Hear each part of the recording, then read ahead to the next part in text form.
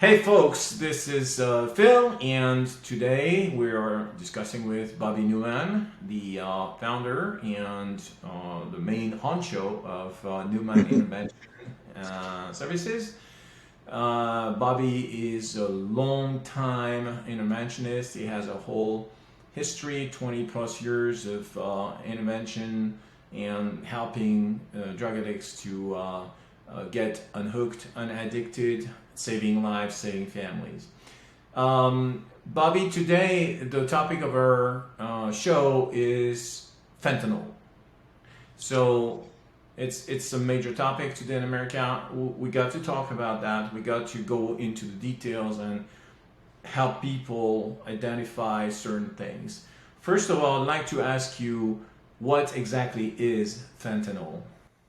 Fentanyl is a synthetic opioid that is used as a painkiller.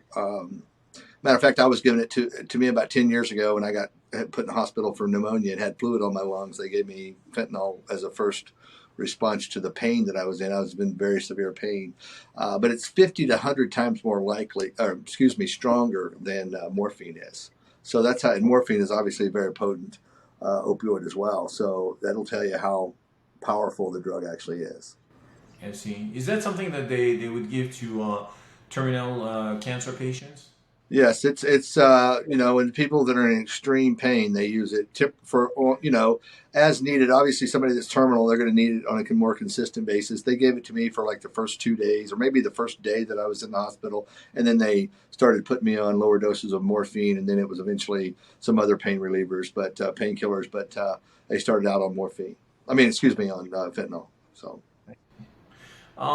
We hear often on the news that it's manufactured in China. Is there any other country that manufactures this, or just specifically China? Well, I don't know exactly. I'd have to look and research where it actually originated from within the pharmaceutical company, but pharmaceutical industry. But they whether it was they can there's people that are manufacturing this stuff, bringing it over through into Mexico and then shipping it up through the from the southern border. But so that's where it's primarily the illicit use of the drug is coming from, and it's coming from China. I see. All right. So, from your viewpoint as a professional interventionist and a certified substance abuse counselor, what do you see? What is the state of the epidemics in the U.S.? Well, it's obviously people need to be aware that this drug is not something that is people, kids particularly will always say, "Oh, I've always heard the drug." They use the scare tactic with drug prevention and drug education programs, and but it literally takes you can take a pin, a sewing pin, and the head of a pin, that amount will kill you. That's the degree of potency with that drug, and so and they're mixing it in not only with fentanyl, they're mixing it in with other drugs. Heroin, or even other pills that they're manufacturing on the street as well. They're putting it in methamphetamine, which there's a specific reason for that. They're putting it in cocaine and to get people more addicted. So it's a significant problem. And the thing of it is kids need to be educated. People need to be educated about drugs in general because they're toxic. But when now they're entering in these type of drugs that can kill you instantly with a very, very minute particle, it's scary. So, in terms of numbers, from what you hear in the community, healthcare community, drug interventionists community, drug rehab centers, what is the spread? What is the amplitude of the phenomenon in the U.S.? Well, you just Google overdose deaths, and overdose deaths are higher than they've ever been. And, they're setting for, I believe it's for accidental deaths, their number one reason for accidental deaths now, which is the first time ever. And fentanyl is the primary culprit for that. So that's the reason people I are see. taking drugs and taking, uninformed about the potency of the drug, or sometimes they may not realize how much is in it. You never know what you're actually going to get Is when it you're buying it something off the street.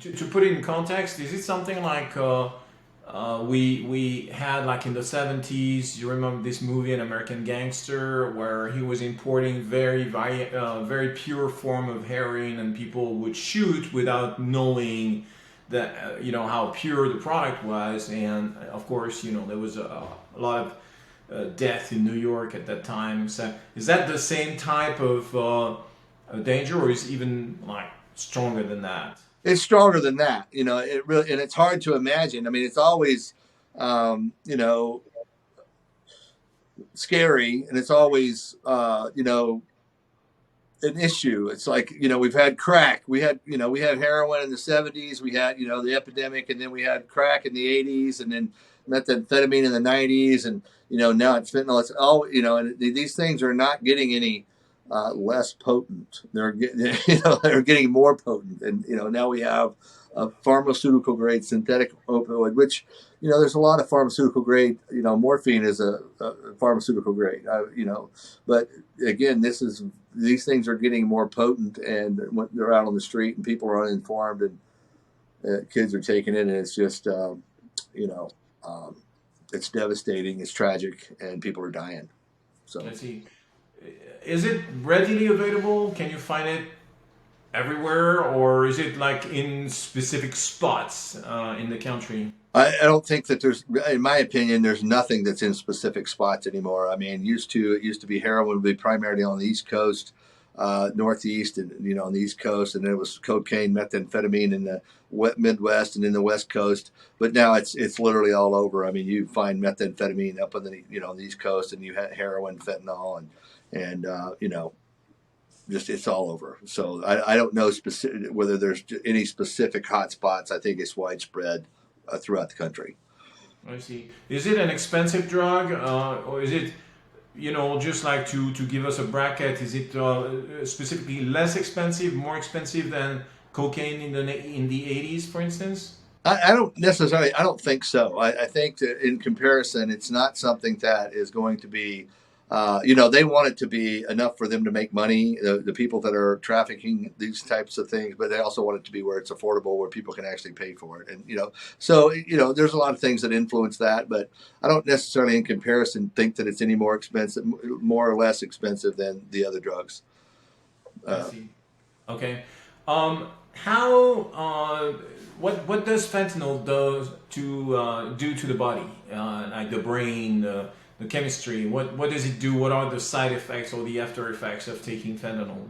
Well, it's like when a person takes any type of opioid, it has the effect of putting somebody, to sleep. I mean, it's like it's what we call nodding off. That high, that person gets high. Now, the first time that they get high, they're going to feel good, and sometimes drugs affect people differently, but there's a pleasure sensation there, and there's there's chemicals that are produced by the brain or the body called neurotransmitters, meaning neuro meaning nerve, and transmitters meaning communicating with, or so it causes various hormones and glands to respond in the body, and releases these things into the brain that causes the person to feel good, right? And that's why the person and some people will respond to different drugs, like some people will like cocaine or methamphetamine, or maybe or one or the other of those, or alcohol or marijuana or heroin or opioids. So it just depends on the receptors that are in that person's body, what they're going to be likely to have a tendency to use. Like for me, I was an addict for quite a while, but I liked stimulants. I didn't even like cocaine. I liked methamphetamine or stimulants like that nature. I didn't necessarily dislike opioids. I just didn't I didn't want to be a person that's addicted to opioids is going to have a different tendency they're going to want to be more relaxed. They're going to be kicking back at home. They're going to be, what we call, after a person has started using the drug for a period of time, they're going to start doing things like nodding off. And they're like what we call, when we always used to say in the treatment industry, when little Johnny comes home for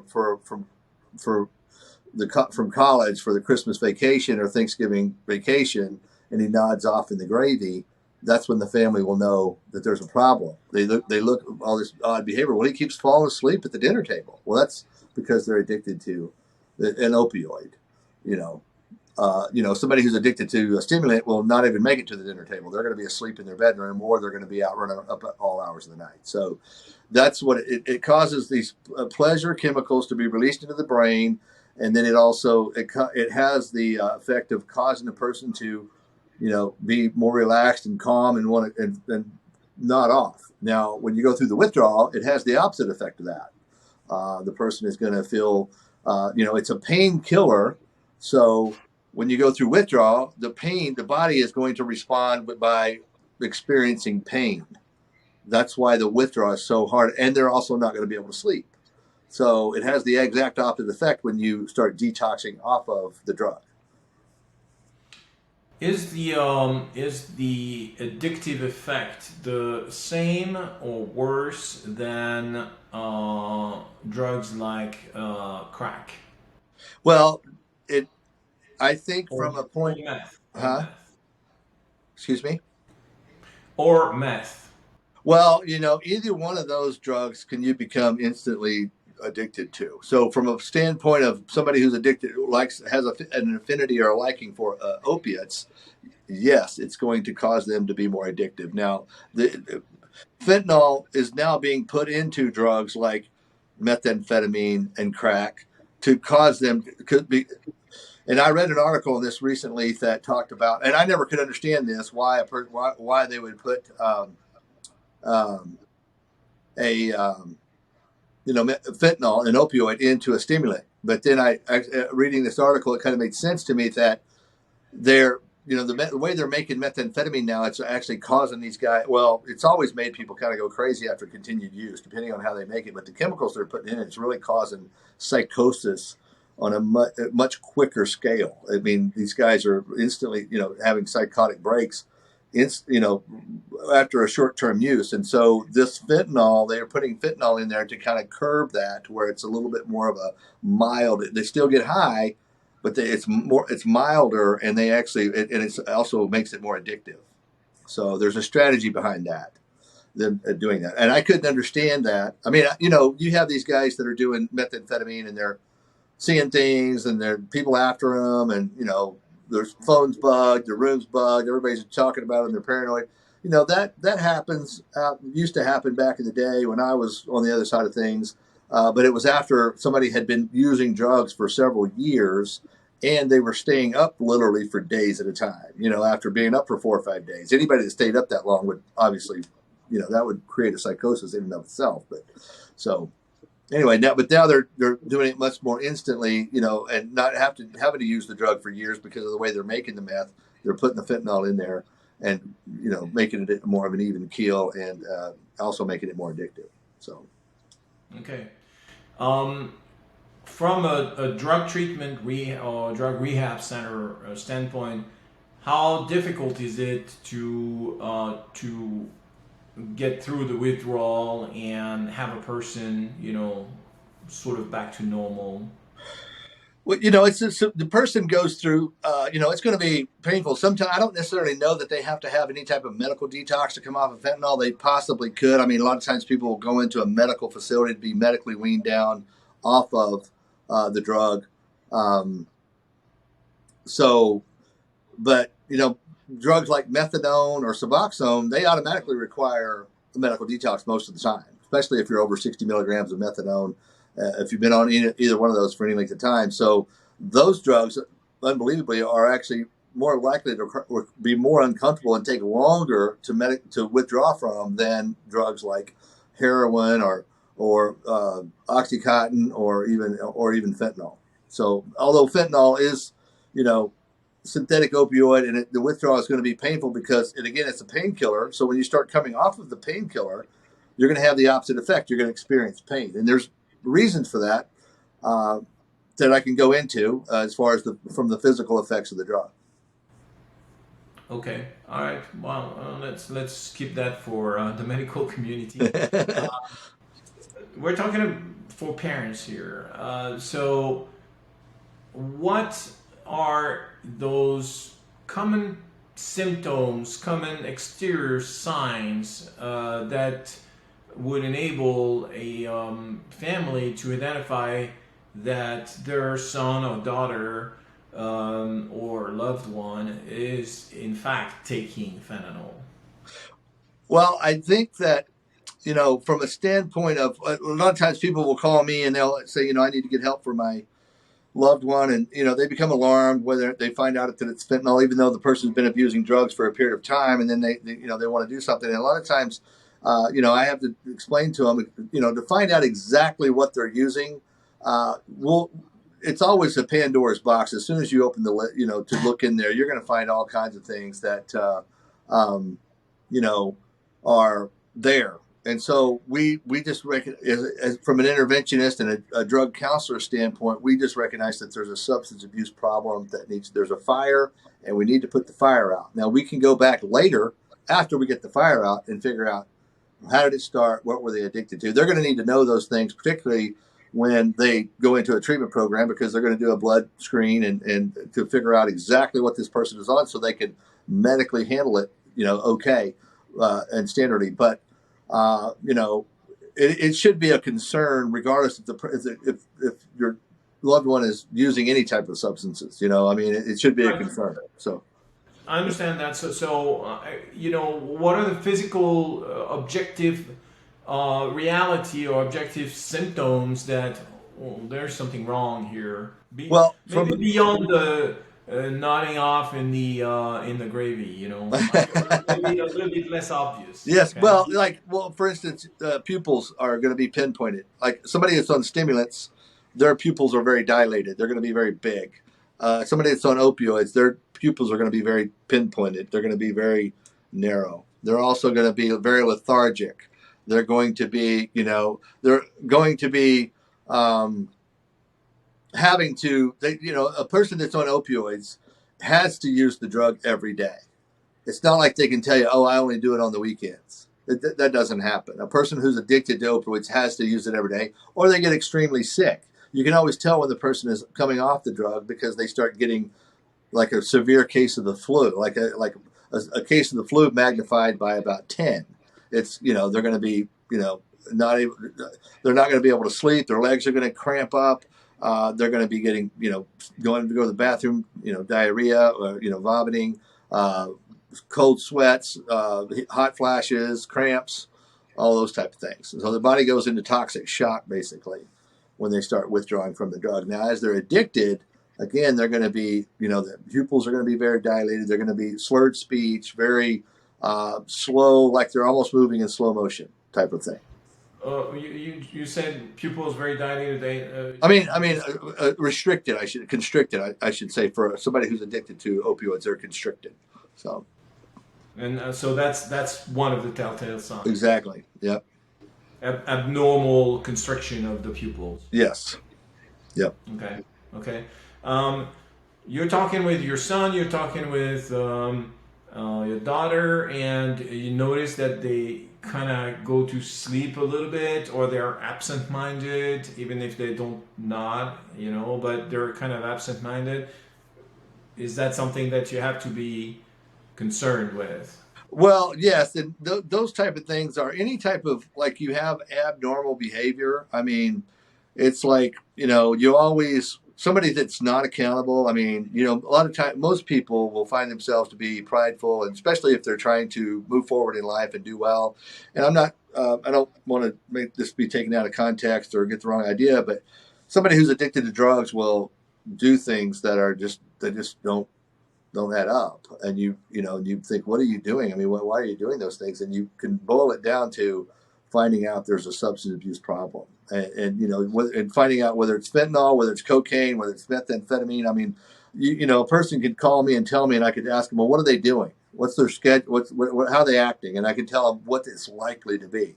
But at the end of the day, we just know we need to do something. For instance, if a parent observes that their son or daughter is sleeping more than usual, let's say staying in bed very late in the morning, abnormally late on a regular basis, could that be an an indication that there might be something there? Yeah, it could be it's definitely an indication. I mean, especially it's like those type of things are just not a good thing for, I mean, especially when it comes to irresponsibility. I mean, the person needs to be responsible, especially the older they get, they need to be up and around. I mean, like I have a 11-year-old son. I mean, he's 11 years old. He's 11-year-old kid, and I want him to be a kid, but at the same time, he's not going to lay around till sleep till noon.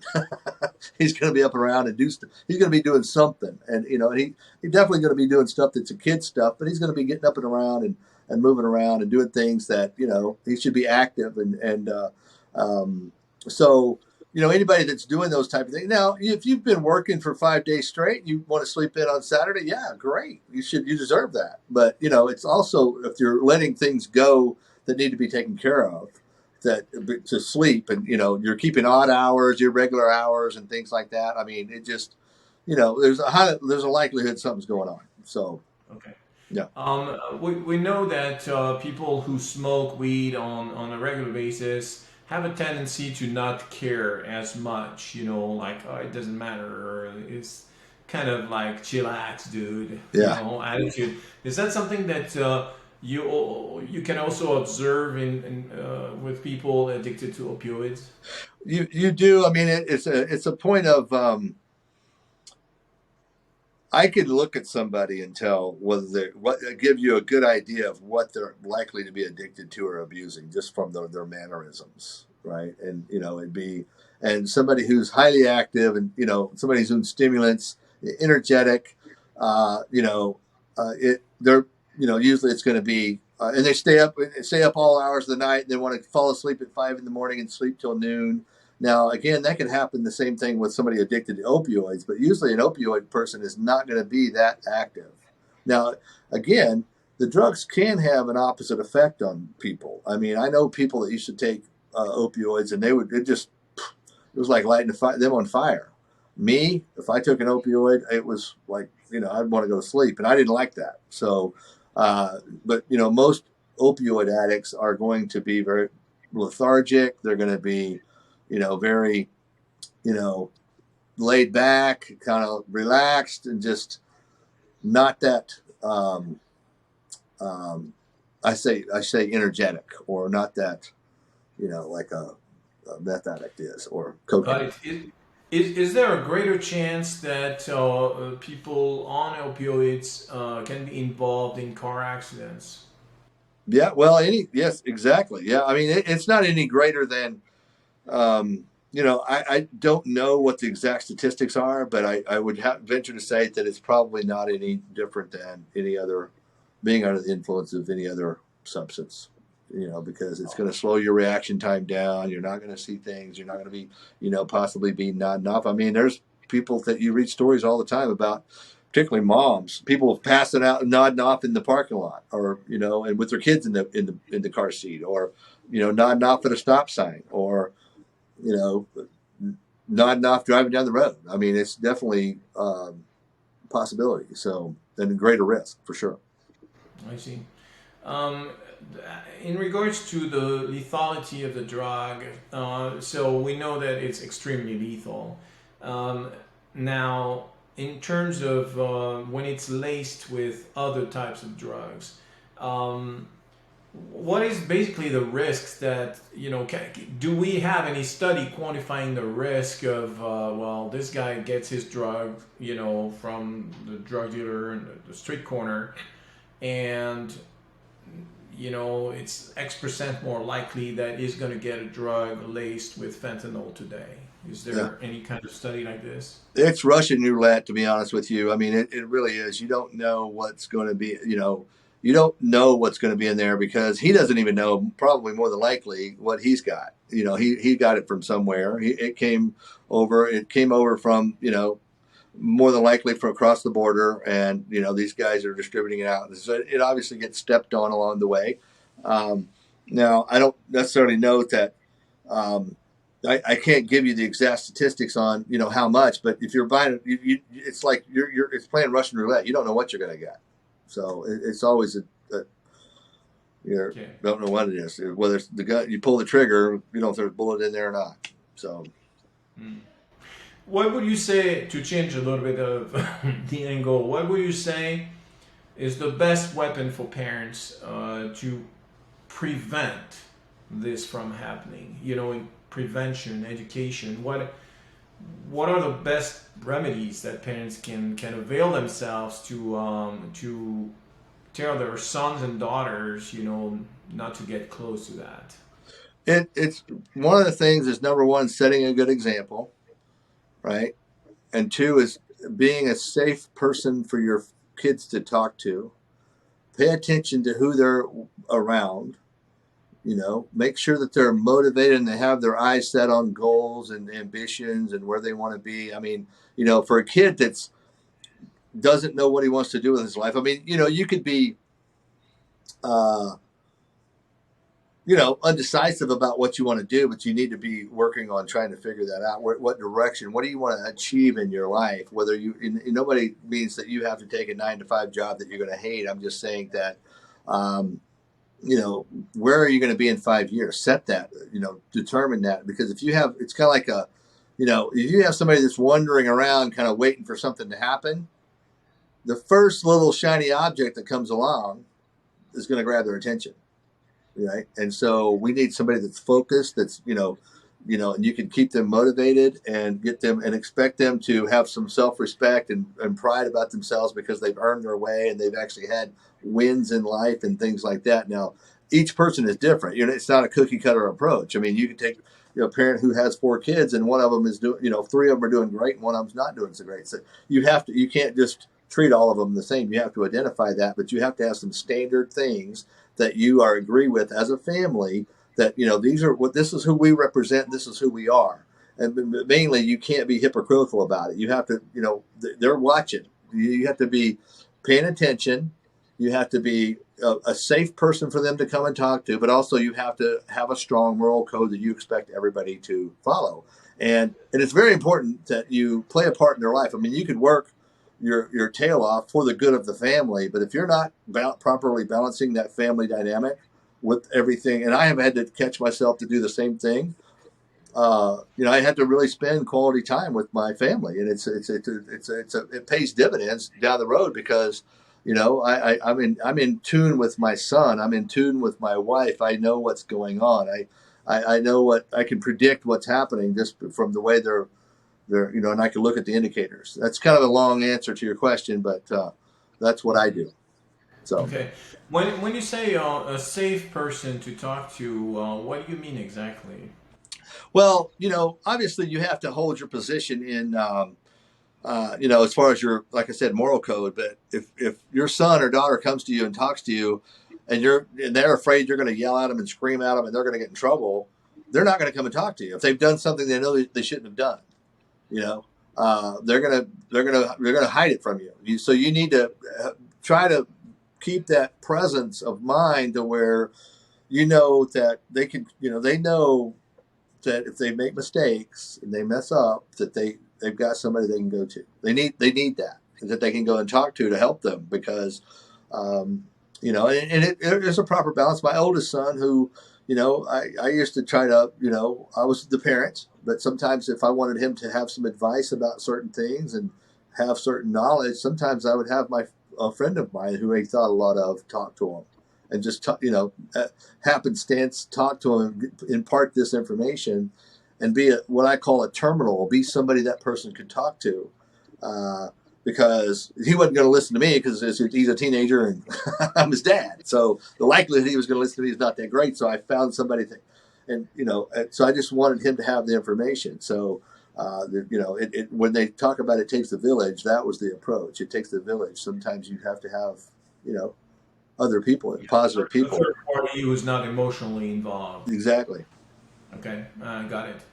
All right, Bobby. To conclude this segment here, how do people contact you? Like they observe something strange, they're alerted, and they want to know more. What do they do? They can call me at 866-989-4499, or they can go to my website at NEWMANInterventions.com, NEWMAN, interventions with an S on the end.com, and they can contact me. Now, I have people that answer my phone. And you just tell them, hey, I heard about Bobby on a podcast and I want to talk to him, and they'll give you my email address. Or I can give you my email address right now. It's bobbyn@newmaninterventions.com. So you can email me, you can call the number, one way or the other. You can get a hold of me that way. I see, and so this can establish a preliminary conversation with these folks, right? And then the thing of it is if I can't answer their question necessarily, I have lots of resources. I have a whole bunch of resources that I can direct them to that could provide the information to them. And I mean, these are close colleagues of mine. I have a friend of mine who's the #1 drug prevention guy in the country. He's done millions of kids. He's got a bunch of information. I've got drug resources that, as far as drug prevention resources that are free that people can have, I can direct them to that. So, I've just got a lot of resources that people could be useful for people. So. Okay, good. So I hope that people take advantage of this. Thank you very much, Bobby, for what you do. Thank you for the information that you just shared. And if you see this video, if you suspect that your son, your daughter, your cousin, your uncle, your brother has a problem with a drug like fentanyl and any other drug, frankly, please do not wait. Do not procrastinate. Take action immediately. Call Bobby and you'll strategize with them what to do in that case after you discuss the symptoms. But do not let time pass by, because it's only dependent on the next trip. That's right. If the drug is so potent and you can die so suddenly with a minute variation of quantity laced in his drug or her drug of choice, that it's really leaving things to complete bad luck. So That's right. That's right. So the next trip could be the dead one. Yep. So do not hesitate. It takes no particular courage, to pick up the phone and say, I believe that there's a problem. It's not special, but because you do that, you can save a life. That's right. So thank you for listening. Thank you again, Bobby, and we'll talk soon again. Thank you. You're welcome.